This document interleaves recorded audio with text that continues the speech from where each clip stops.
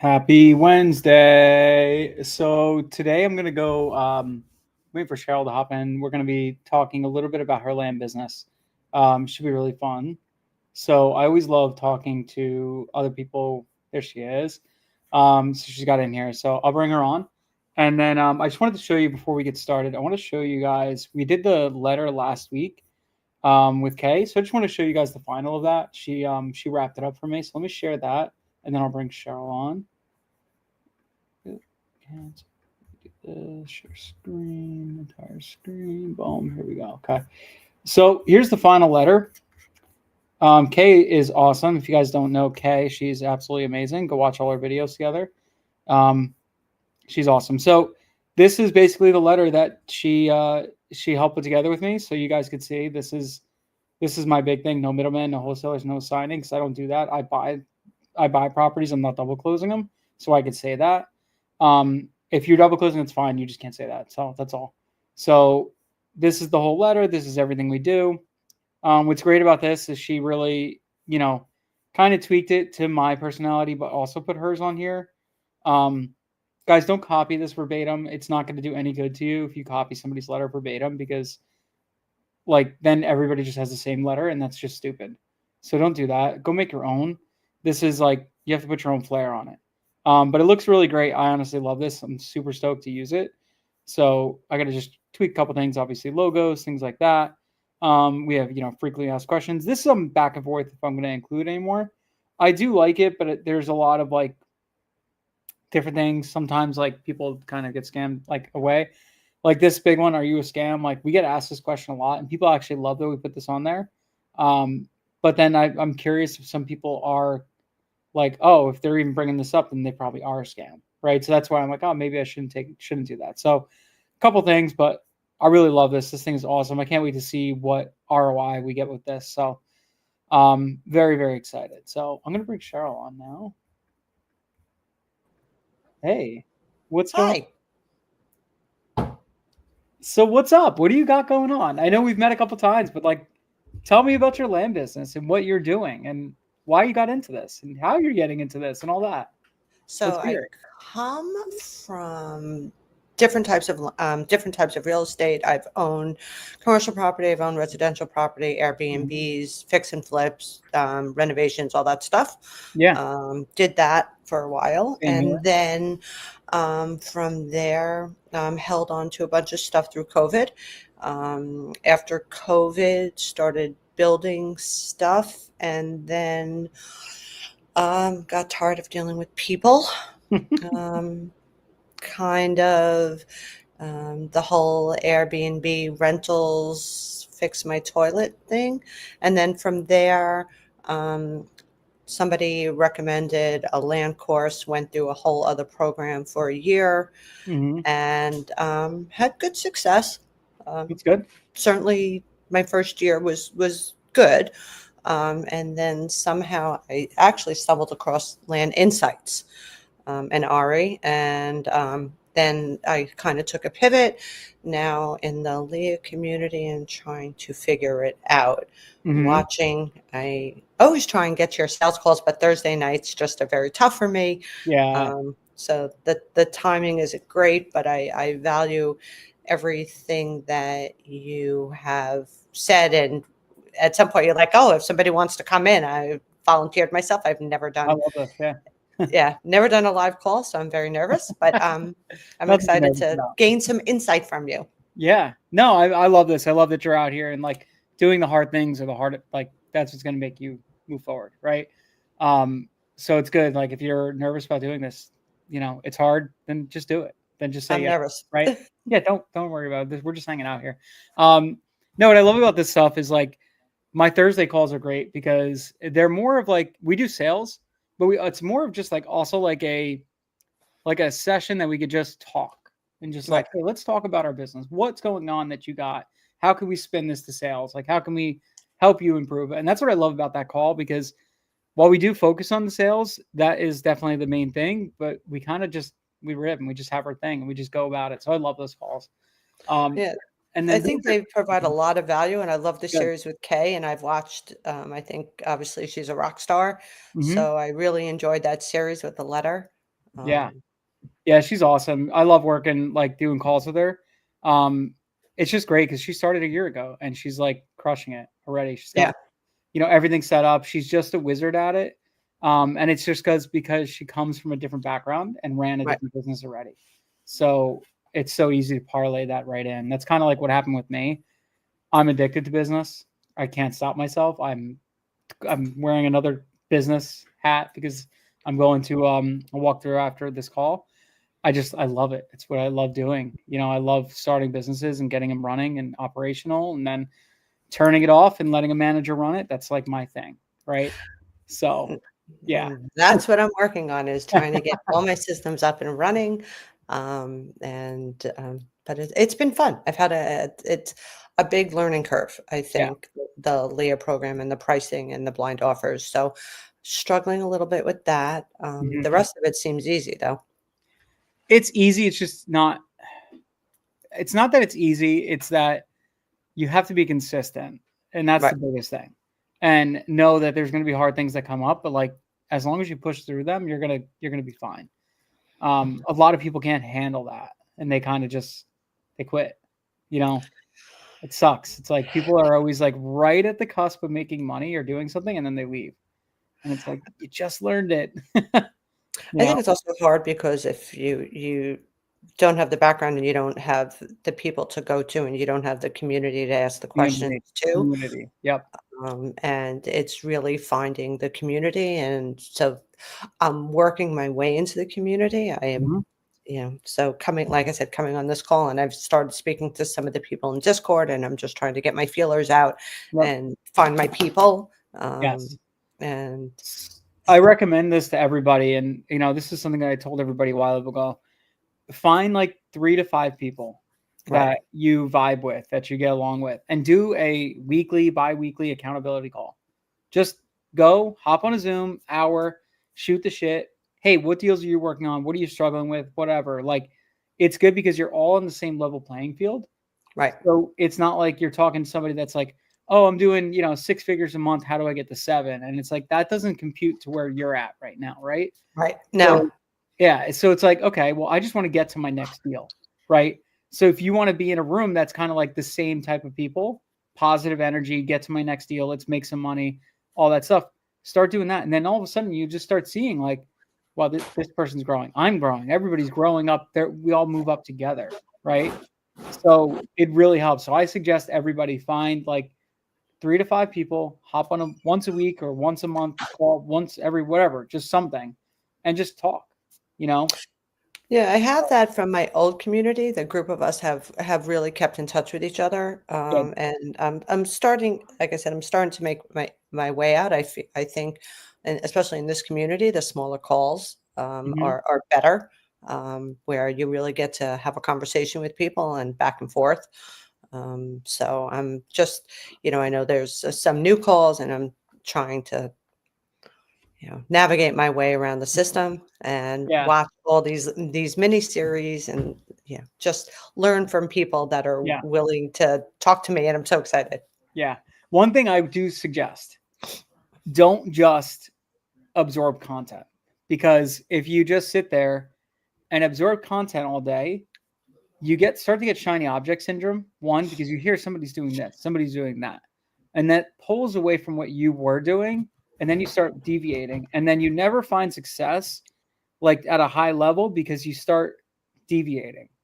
There's a time that you could go do that stuff. It's still going to be there 6 months, a year, 2 years from now, right? So it's like okay to wait on that stuff. Like write it down. Like, hey, I want to do subdivides. I want to do Right. entitlements, all that stuff. But like, you don't have to do it today. Do it later. Let's get one funnel working so freaking well that it's impossible to fail. And then let's just turn on a faucet for the next funnel. And that could be like one stream of marketing. How can I tune that in so perfect that it's working and crushing? And I know this is exactly how we do our acquisitions. This is exactly how we do our this. Once you could do that, then it's like, okay, now it's time for me to add texting in. Now it's time for me to add in whatever the case may be. What's your main thing right now? Well, originally, again, I come from the world of neutral letters.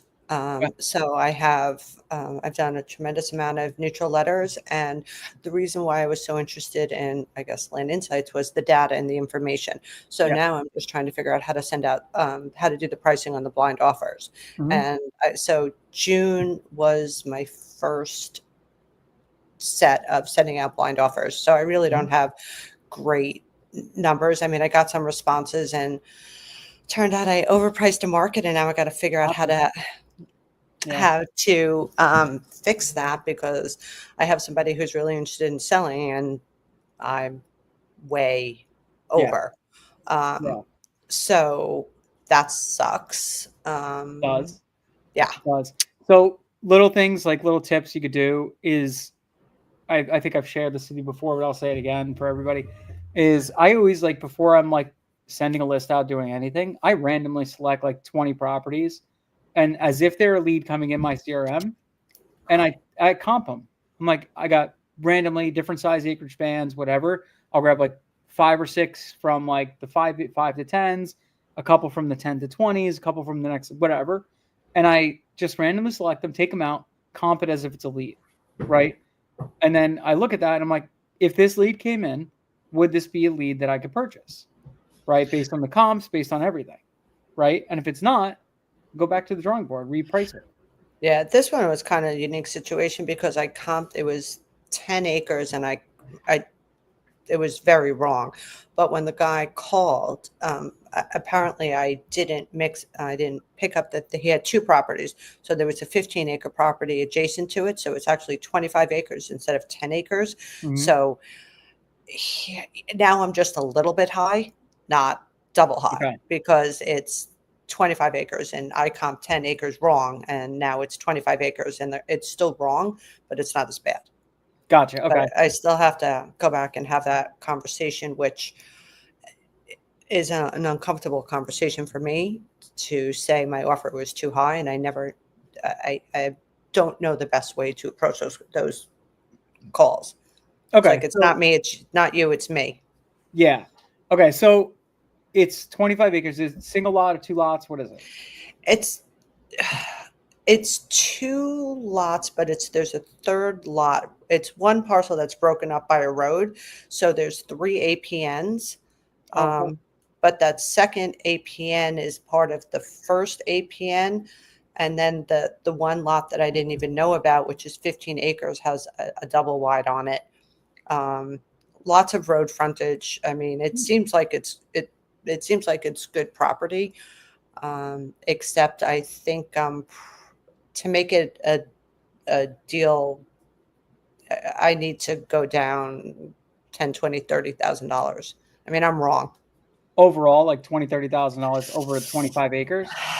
Yeah, I mean, That's not the I'm major. like a couple. I think I'm $2,000 over an acre over. So 10, 25, like Okay. 30,000, something like that. I'm over.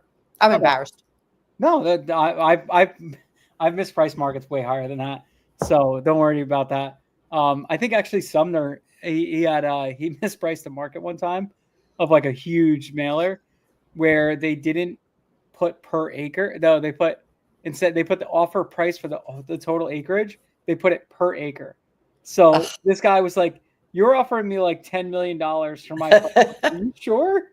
And he's like, "No, no, that's not true at all." So like it totally happens. Everybody does it. I've personally, man, I probably like spent last year. I probably sent like 50,000 letters that were completely way off, and that just happens. So what And do you do? you just kind of eat it, and it's like it sucks, and like that's what happens, and you try to negotiate. I use them as like my training ground, right? So I mispriced the property. Okay, no problem. Hey, look, I'm honestly, I talked to the seller and just say, hey, look, honestly, I'll tell you the truth. I fucked up on this one, or I messed up on this one, whatever you want to say. Like I looked at this property, I was a little high, honestly. You know, I'm looking at what I could do with it. I'm looking at um, land values in the area, what investors are paying, and to be honest with you, I'm off. I'm off my mark. So I'm still willing to move forward. It's just got to be at a lower price, to be honest with you. And, just be quiet, let them kind of talk. And once they say, well, how much lower? And that's when you kind of want to say, like, look, honestly, it's like, if you have to be like 1,500 less, I would go a little bit more. I'd be like, I got to be like $2,500 to $2,000 an acre less. That's kind of where I need to be for it to make sense for me as an investment. And they'll probably say no and whatever and this and that, and say, like, at the end of the day, like, I know you're interested in selling, right? What number do you need to be at for it to make sense? And I'll see if I could get to it. Maybe we could split the difference and come in at like 1,500 an acre difference. Yeah, You know what I mean? he said to me, he goes, well, I got your offer. He said, it's going to go to a realtor, but then I got your offer. And he said, well, it is a little lower than we wanted, but since you're offering a quick close, I figured I'd go to you instead of the realtor. And I'm like, oh, that's awesome. Great. And then I started looking at it. I'm like, oh, fuck. Like, but did you comp it as a 25 acre or did you comp it as 10 acre?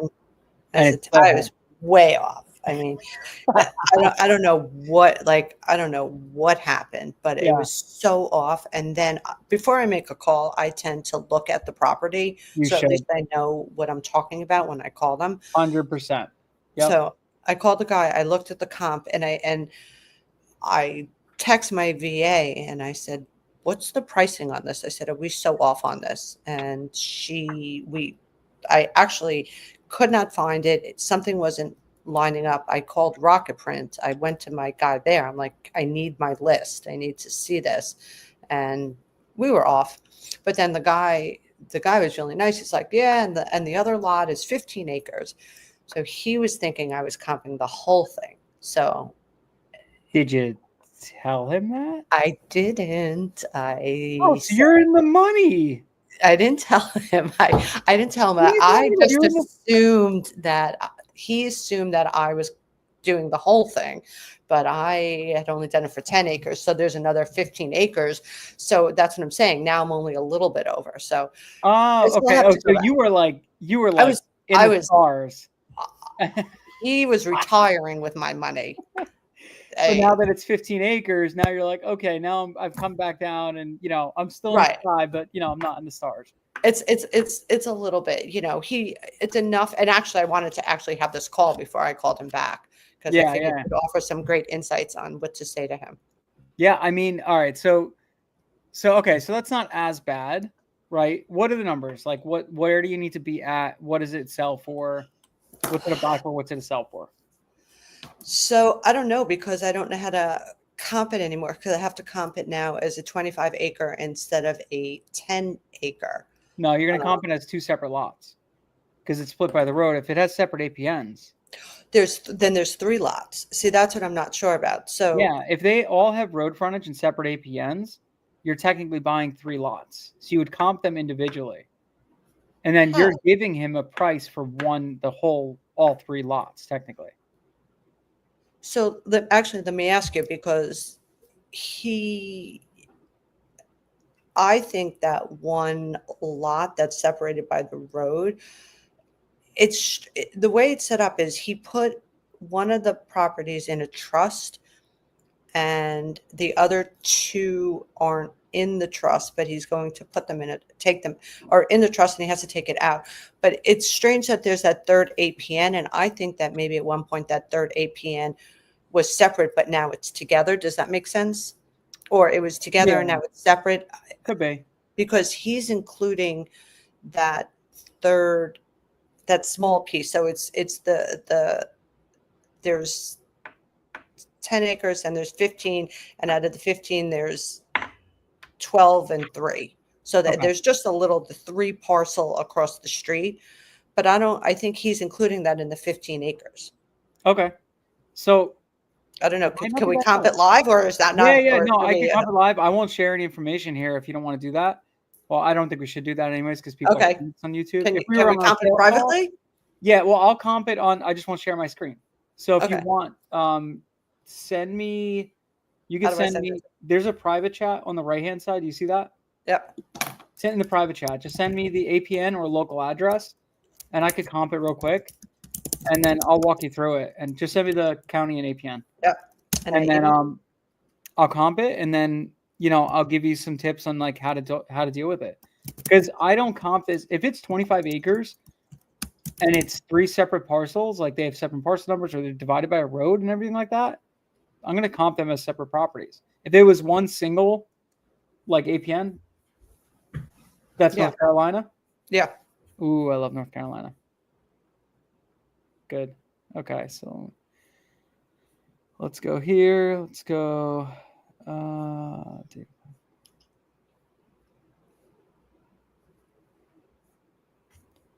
So let me look it up first. Yeah. Oh, And he's super nice guy. yeah. Have you talked to a realtor? Do you have a realtor yet? I don't have a realtor there at the moment. Do you know Kay Walker? I I actually it's interesting because I don't does she act as a realtor like Yeah. also? Yeah, Is and she somebody that would I think this is their area too. I would like to talk to her and pick her brain, and I would love to use her as a realtor because I think she's just a quality human being. She is, truly is. So I'm seeing, okay, so I got owner. What is his name? Let's see.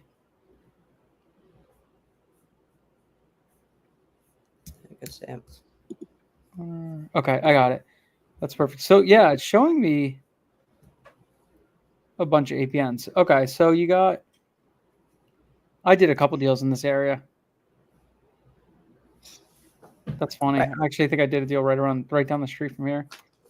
So you can see there's two next to each other. There's one a little plot across the street. Yep. I sold on the Thompson Road right around the corner. That's so funny. Literally down the street. Okay. Did it sell quick? Is there any value in that? I mean, yeah, no. So Rutherfordton is like, it's a good area. There's just like, you have to make sure it's not like, which this one looks fine. Topography's fine. Mine sucked because topography went like this. So I had a partial split on left and right of the road, and it went like that. It was like a V. So both went downhill. yeah, the little property I think goes down the hill. One, I mean, he has, I think it's called a double wide, or he has, they live on. So that one obviously has a driveway.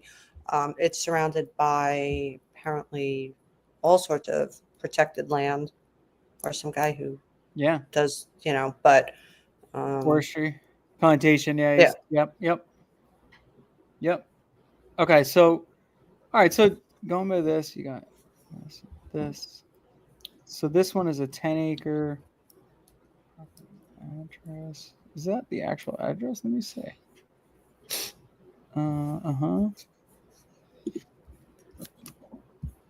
That's sold for like $11K an acre. What do you price that? Where I think I priced it. I think I offered him like 12,000 an acre. 12,000 an acre? Okay, that's yeah, that way off. Oh yeah. Well, 12,000 an acre for 10 acres though, right? Yes. Okay, so you're offered him. But I think I offered him, yeah, but I didn't comp it. I mean, I think my comp is off. You offered him 120, right? And you got 25 acres. 25 acres. No, I think I offered him like 159. I'm gonna find it. You're still good. This thing is worth like, yeah, it's worth like 250. Really? If it's worth 10K an acre, yeah, 100%. So I offered him. Hold on, give me 1 second. Okay, now I don't feel so bad. See, no, I think you're good. I think honestly, I'll run some better comping right now. Let me see. I offered him, I think, I offered him 156. I think you're fine. For 10 acres, but obviously it's 25. Right. Let's just look at the 5 to 10. I'll look 520s right here.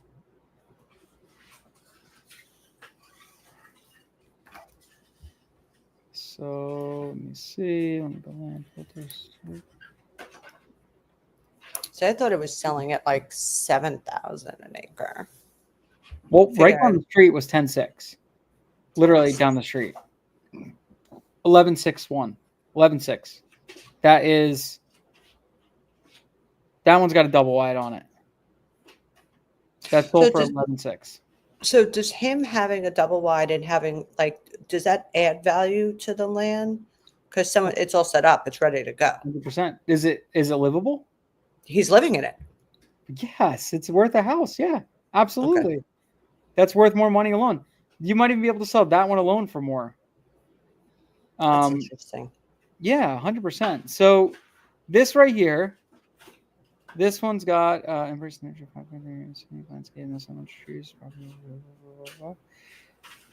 old cabin. That has a cabin. This one has a cabin on it, sold for almost 10K an acre, 11K an acre, and that's right down the street. And then you got this one right here has an RV on it, not a full thing, sold for 254, And are 29,000 you on an acre. Redfin or what are you looking at? I'm looking on Redfin right now. You're in Redfin. Yeah, I mean, I'm on Land Insights and Redfin, but Land Insights just show me. Yeah, I got 5,200 an acre for that doesn't look the same type of property at all. This is a timber property. Right. He said that there's good timber on it. He also said the one that he lives on, I guess there's also a shed. Yeah. Yeah, I think you're honestly I think you're probably fine. If for 159, I think it's like a 250 all day, easily. You might Really? be able to sell the 10K for 150 alone. The 10K with the mobile home. Really? Yeah, I don't see that. I mean, I'm looking at the comps. It looks fine to me. Well, that's reassuring. Yeah, I think you're good. So that's showing it as a 10-acre lot. It's not showing any improvements on it. Let me check this one. But that third one that only that's the 3 acres. That's the across the, that's perfectly fine. Yeah, so you got to see, because if they're the same APN. I think they're separate. I think it has its own separate APN. If you click on it, and you look at the names, so one is in a trust. Yeah, I saw that. So, and I think maybe it's the one he lives on. Like there's something weird. Yeah. I mean, if I'm using the comp tool, I see it as like not that good, but I'm looking at. So you comped it separately as you comped a 10 acre and then you comped a 15 acre. Yeah. Not a 25.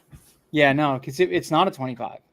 They're two separate parcels. You could sell them together if you wanted, but I would comp them separately. They have different APNs. They're separate properties. It's like you're buying a subdivide, essentially. That's interesting. Yeah, okay. There's no reason. Why would you, just because you're buying it in one shot does not mean you have to comp it as one big property. No, absolutely. It's 3 separate properties. 3 separate properties. Technically, if it's 3 separate APNs, then 100% it's 3 separate properties. So let me look at this one. If this is the.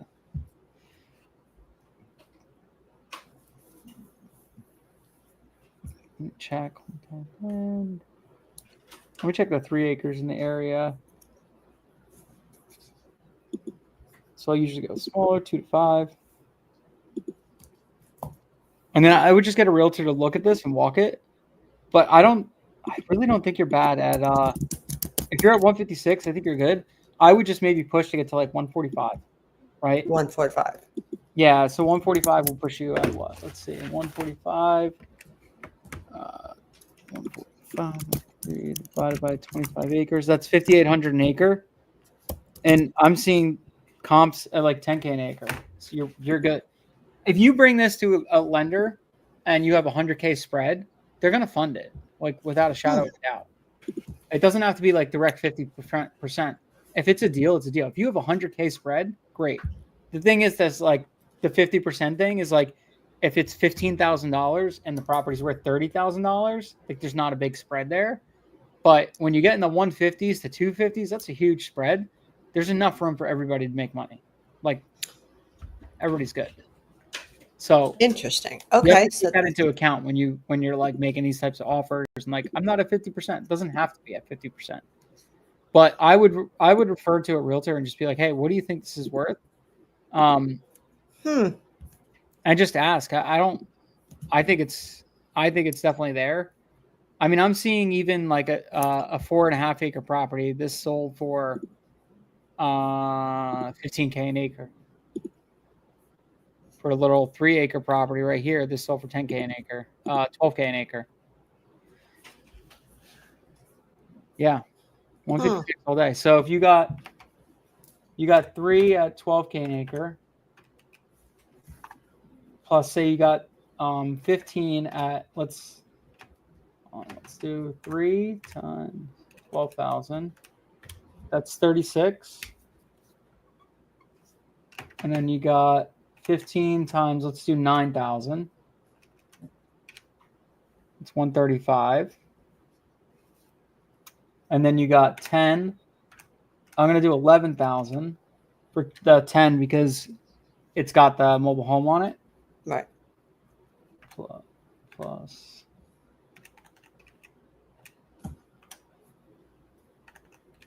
It's like 245. Oh, I'm sorry. Plus 281, if those numbers are right. And that's just local comps. Okay, so there's plenty of room on there. Oh yeah. Yeah, I would get a realtor on it and have them look at it. Even before you get, I mean. So should I told the guy I'd call him back this week. Okay. So should I call him back before I speak to a realtor, or what should I do? I mean, it's good to just maybe touch base and just say, hey, I just noticed, the only thing I got to just look at is one thing is like, I noticed there's 3 separate APNs. So just give me another day. Let me look at the APNs because I'm just getting a sense of it. Is the 3 acre separate or something like that? I would just kind of like just buy yourself a couple days with that. And I'm sure he'll be like, yeah, no problem. It's just say it's a little confusing because of the trust. I'm trying to comp everything, but I'm looking at this and it looks like the way the road divided it, it's almost like 3 separate parcels. So I just want to make sure I'm good with everything before I, give you a final. So just give me like a day and then whatever. And then I would call every realtor you possibly can, get a good one. And then I would ask them like, hey, look, I need you to give me a quick CMA on this. Like, can you crank it out like ASAP? And see what they do. I mean, I don't think you're in the wrong here. I think you're probably in a good spot, to be honest with you. I would just check with them. But yeah, this literally sold right down the street. Little crappy lot. Sold for, was this 4 acres? No, 3 acres. Sold for 38K, 28K. So that's really, yeah, it's 10K an acre. A little 3 acre lot. That's right down the street, and that was a more sloped lot.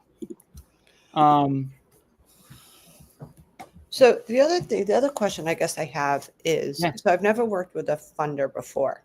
Okay. I've always done like double closes or self-funded. So this is, so somebody, I assume I wouldn't double close on this. I would close on it and then sell it. Yeah. Buy and sell. Yeah. That's what I do. I buy and then sell. I take ownership, I own it, and then I sell it. And then what's your average time that between when you close and you normally sell?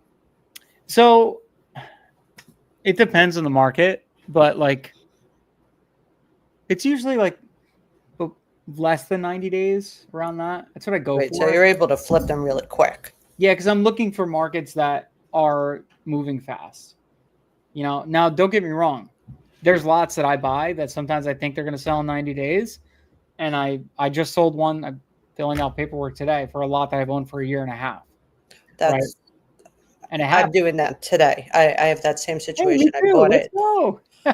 And today, finally, I took any offer. I was just like, oh my God, I just don't want to have to pay the tax. Like I'm done with it. It's worthless. It's just, I don't want it. And today I actually put the papers in the mail. Yep. I'm going to do that right after this. It's done, so that's why I hesitate because of this property to hold. So everything I've done has been,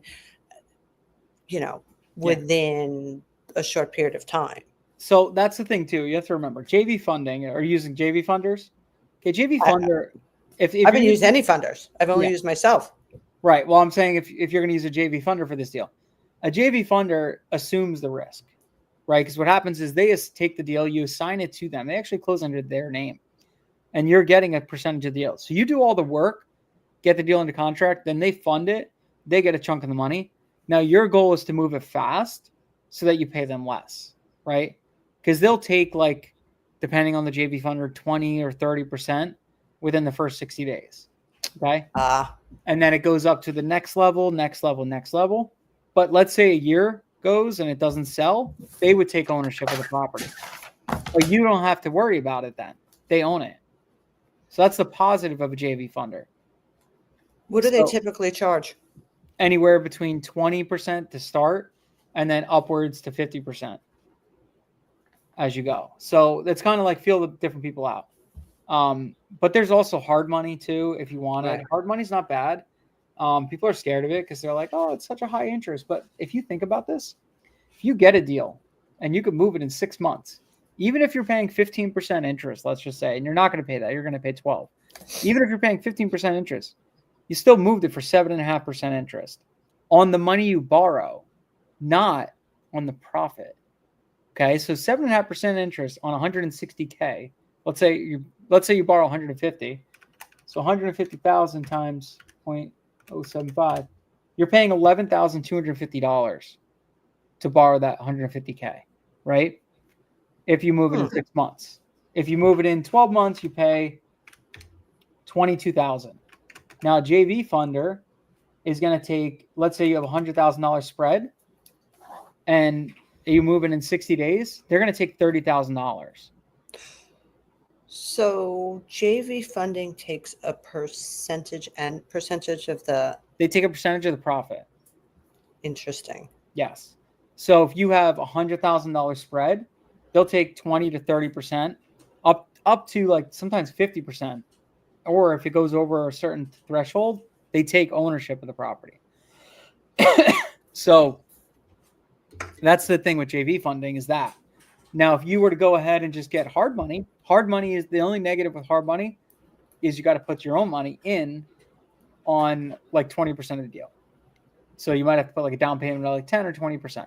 So if it's 156K, you're talking, you got to put 30 grand down, right? And then they cover 80%. But then now you're only in it for 30K. You bought this asset that's worth 250 for 30 grand. Now you also do have a monthly payment. Sometimes everyone's different, but sometimes you have a monthly payment or they just roll it on the back end. It's up to the lender. Everyone's going to be different, but it's not a bad thing. And that's another way to fund your deals too. You know, like. So you close on every deal? Pretty much. I don't do a lot of double closes. Right. And when do you start advertising the property? Once you own it, or? No, so that's the fun thing. That's what I do. So what I actually like to do is I like to get a property under contract and I put my feelers out there. So I let the sellers know, like, hey, look, I'm going to go ahead and try to market a property, and it depends on the deal. If it's like a box like this deal, if it was a buy for 150, sell for 250, I'm not going to market the property because that's a great spread. I don't want to risk it.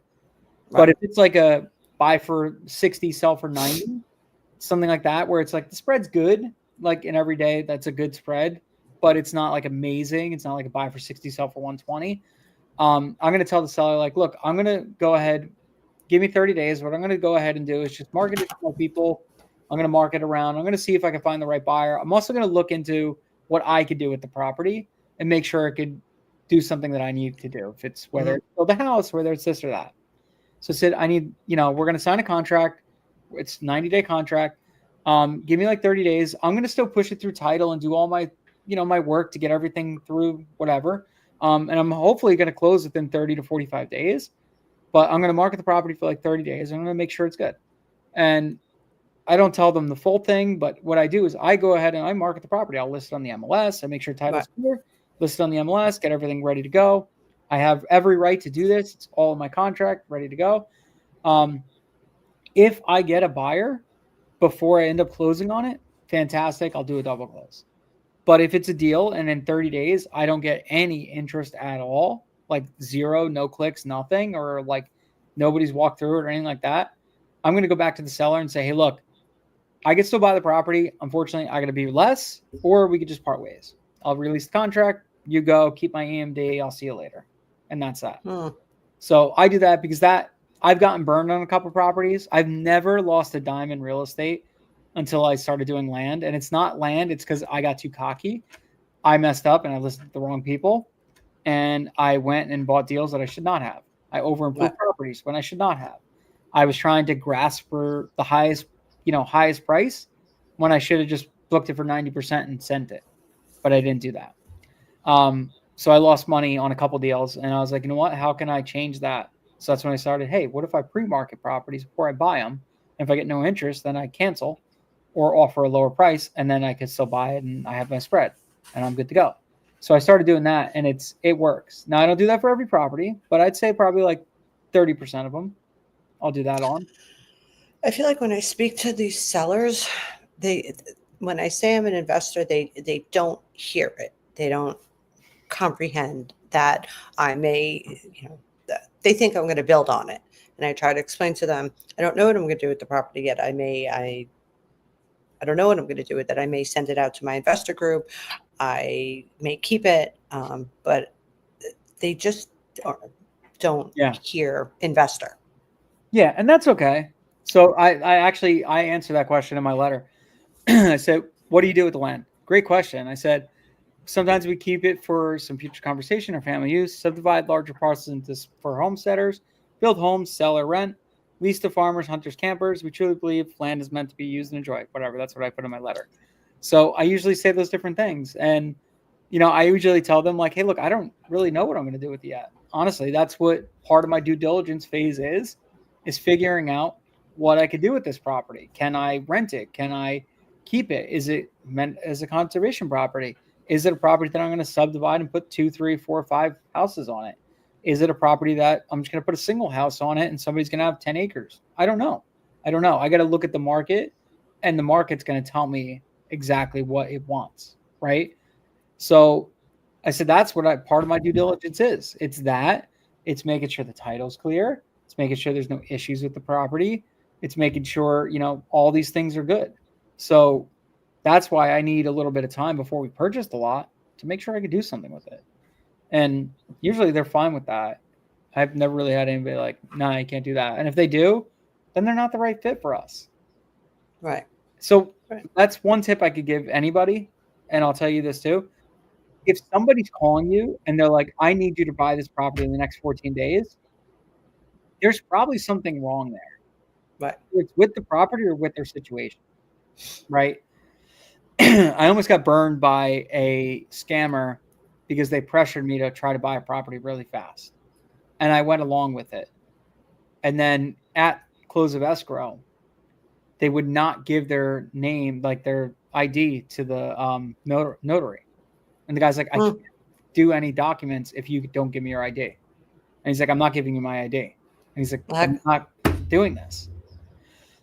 So we found out this guy was actually a scammer and he didn't own the land. So I skip traced found the actual owner, called the guy, and I said, hey, just to give you a heads up, some guy just tried to sell me your parcel. I literally got to the closing table and almost bought it from him.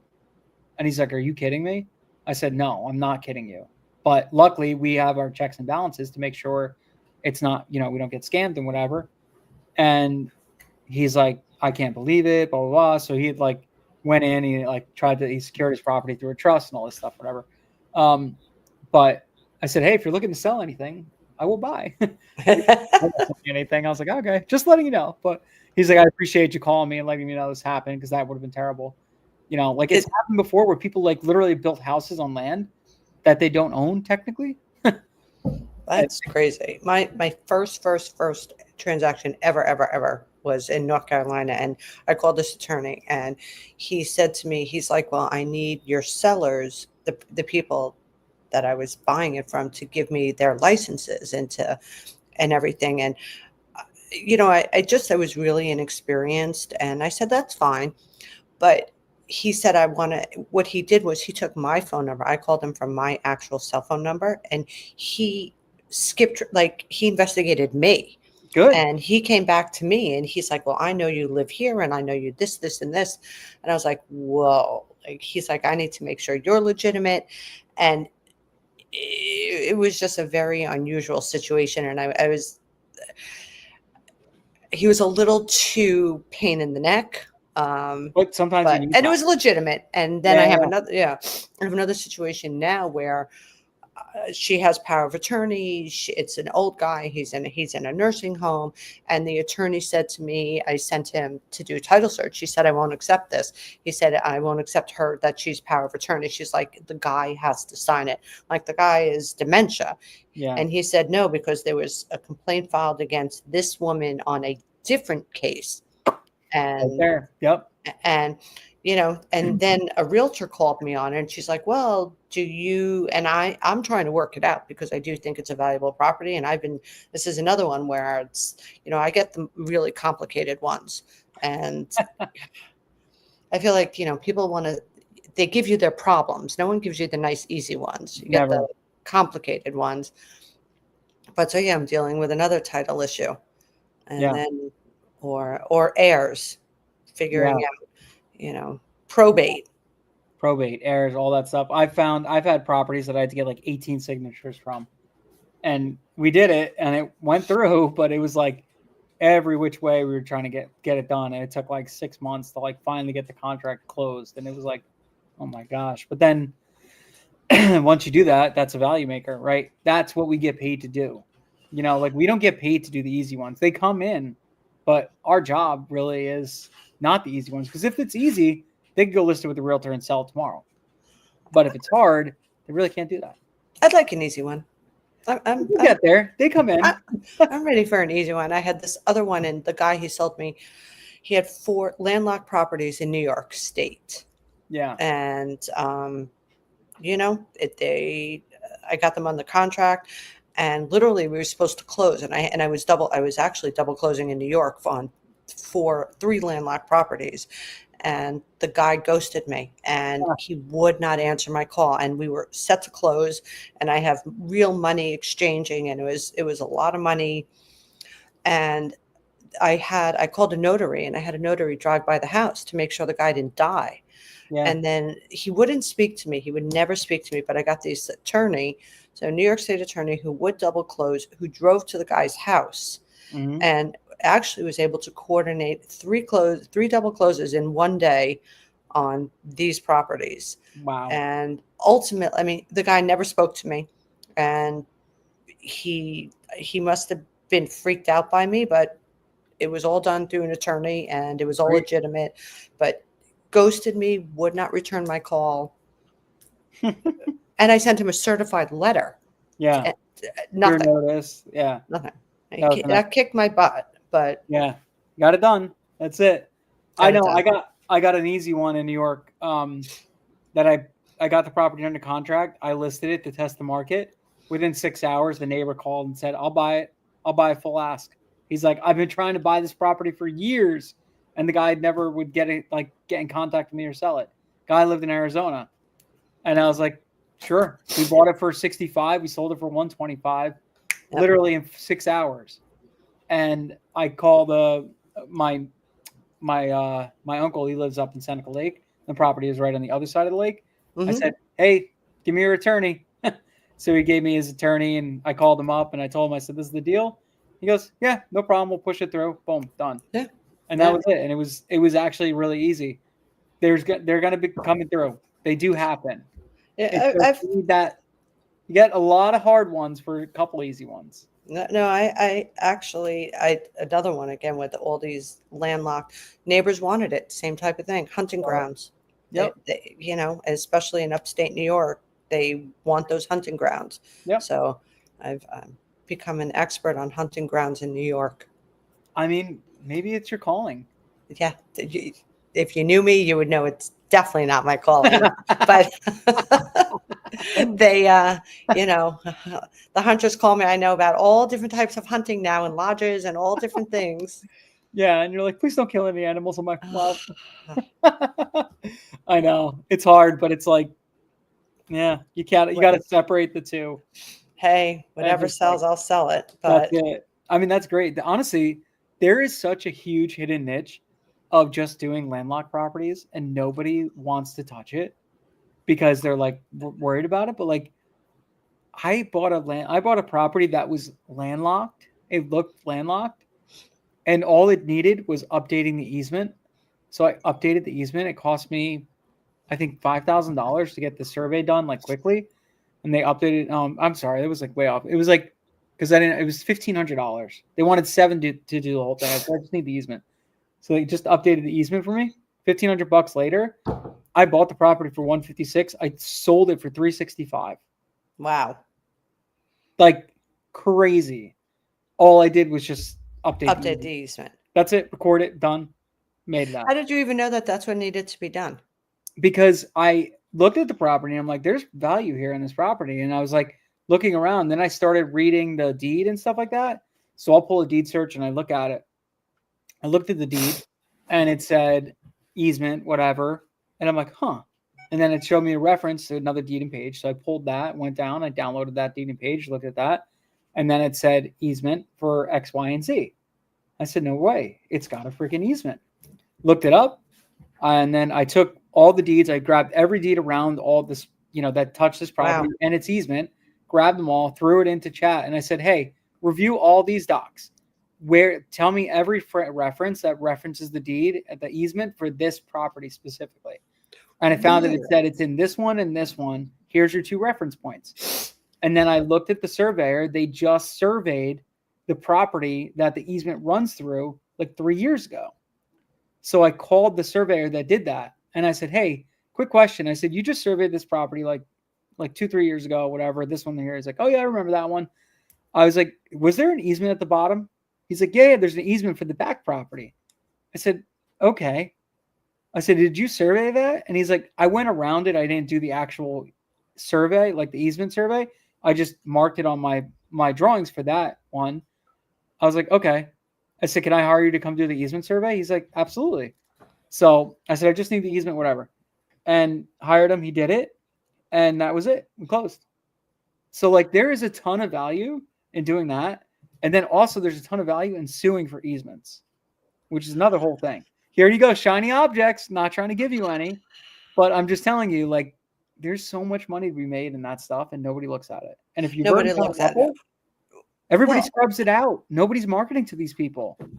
Again, in my prior life before, I guess, Land Insights, somehow I just ended up with a lot of the landlocks, and I had success with them.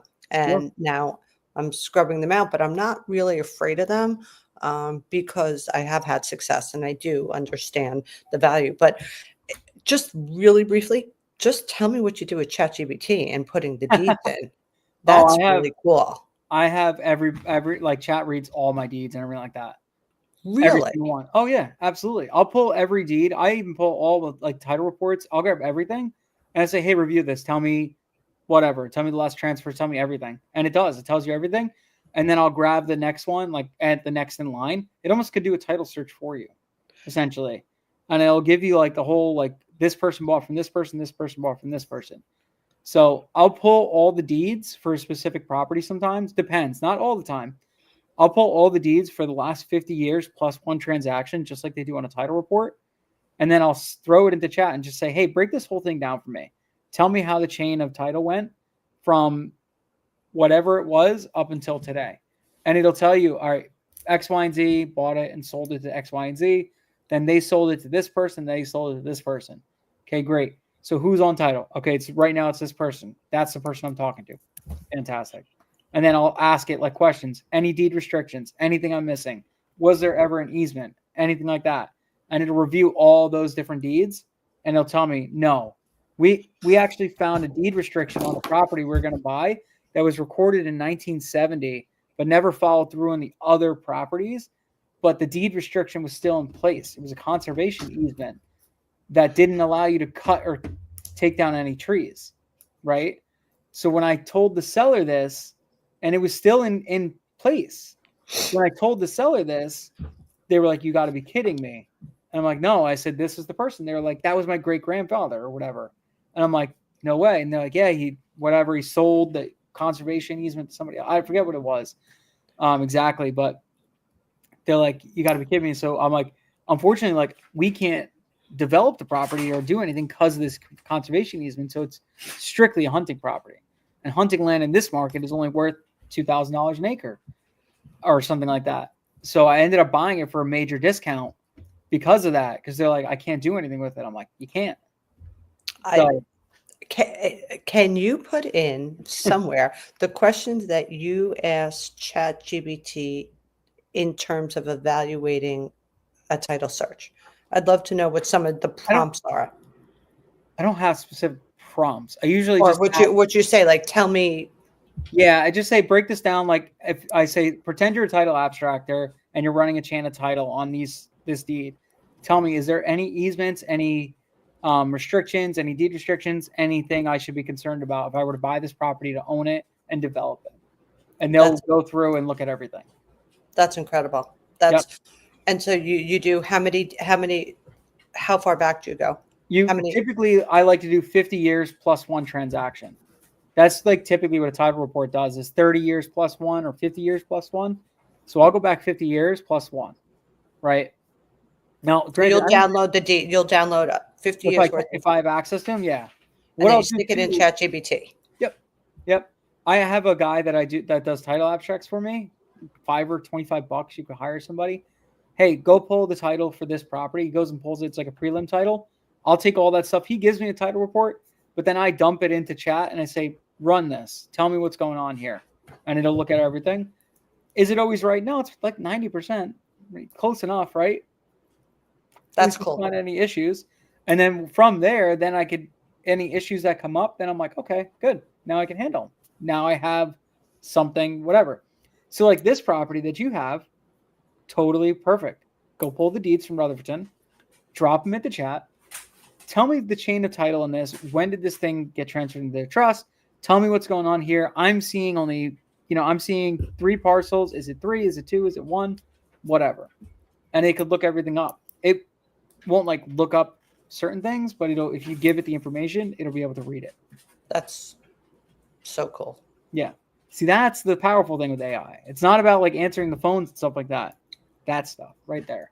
I'm gonna absolutely try that and see how that works, because that's a golden nugget. That's great. It helps me so much. Honestly, I use it all the time. I use it for all my businesses now. It's like addicting. I have ChatGPT do a million things for me, but I didn't think of doing that.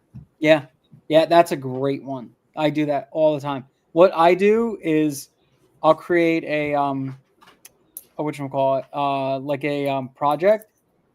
So I create a project, not just a regular chat. If you create a project, you could upload files to it. Like if you create a file for it and say like, hey, this is the stuff that we want to run through on a title report. So I'm going to upload it. And then every time you say like add a new parcel. So here, let me show you on my, like I show you on my cleaning business, right? So,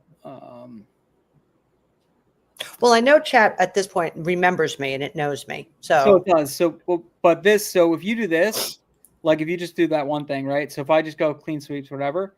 So this is a project I have, and these are all the different things I've asked it and done with it, right? So it remembers everything. But what I could do is I could upload project files. So I could add files here that are saved specifically just for this project. And then I could also say like add instructions, tailor how you want me to respond. So I could add like what I do here is on my land side one. I'll add like specific things like here's my list of sellers. Here's my list of leads. Here's my list of this. Here's my list of whatever. I add it here and it saves it. So when I want it to recall something, say, hey, that seller over here, this is the parcel number. Or, hey, this seller, Mike, find him, whatever. It pulls up all of his information. Okay, what did his title report say? It'll pull it all up. Okay, great. Hey, download everything for me. I'm going to send that to an agent, or I'm going to send it to a whoever, right? Okay, great. Here, throws it all on a doc. Now I send the full title report. So I'll do like all that background stuff. I'll send it to my attorney. She's like, hey, this is all the stuff I had background pulled. I already checked everything out. Everything looks clear. Can you just reconfirm it with me? And they'll go and they'll do like a quick title search, reconfirm everything's good. All right, good. We could close anytime you want. And when do you pull title? When do you do that search before you get it under contract? I do a preliminary title search the second I get it under contract.